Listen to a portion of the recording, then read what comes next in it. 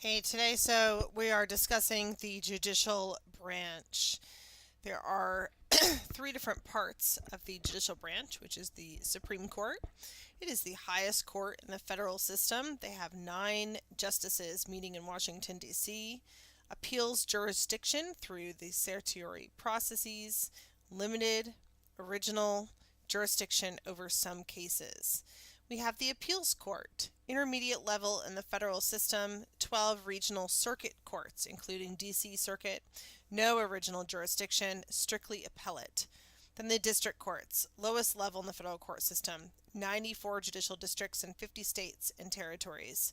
No appellate jurisdiction, original jurisdiction over most cases. So jurisdiction means exclusive, sole authority courts. Constitution, federal law, treaties, admiralty, maritime law, disputes between states, U.S. government as a party, citizens of different states, ambassadors, diplomats, a state as a party.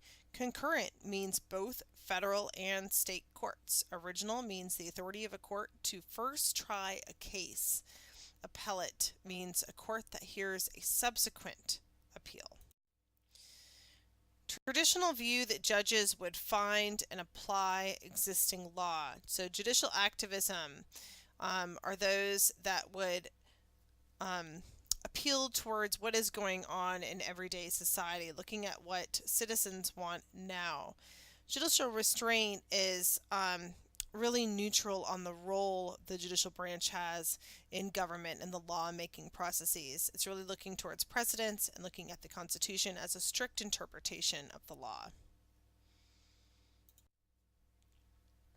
So from 1787 to 1865, we have legitimacy of the federal government and slavery. 1865 comes around through 1937. We have a relationship between government and the economy. To present, we also have personal liberty and social equality that's applied to our federal court system. The national supremacy in slavery under John Marshall. National law was deemed to be dominant law in all instances. Supreme Court had the right to determine what the Constitution meant through Marbury versus Madison, which is about judicial review, and McCulloch versus Maryland, where the Supreme Court could declare an act of Congress unconstitutional. Federal government flows from people. Laws necessary to attain constitutional ends are permissible, and federal law is supreme. Dred Scott case, Roger Taney wrote that what slaves are not citizens, and so federal laws affecting slavery were in fact unconstitutional because of the fact that slaves are not citizens. Government and the economy. The favor of private property. The focus of the 14th Amendment shifted from black citizenship to the protection of corporations and big business. Blockage of antitrust, regulatory legislations ruled against labor and union strikes. Government and public liberty. Change in focus and priorities of the justices. Earl Warren redefined the relationship of citizens to government and protection from government infringement. Selecting judges. Constitutional judges have life terms selected by the president, approved by the Senate, usually representative of president's party. The party, etc., does not always predict the ruling based on facts of case, arguments, etc., primarily male.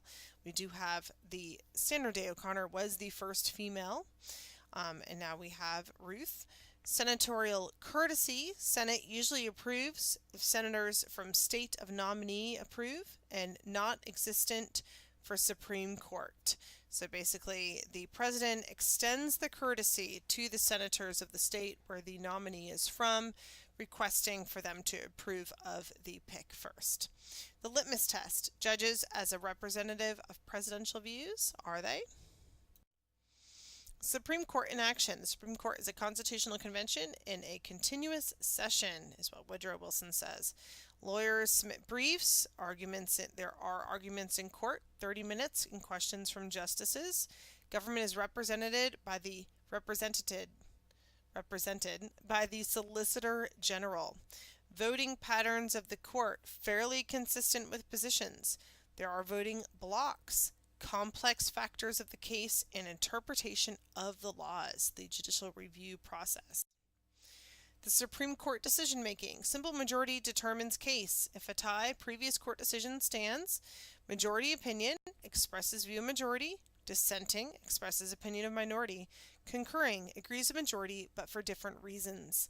Opinions are how the Supreme Court communicates with the public. The power of the federal courts. The power to make policy via interpretation of the Constitution through judicial activism and enforcement of the laws. By interpreting laws are actually making the law themselves. Declaration of laws being constitutional or not.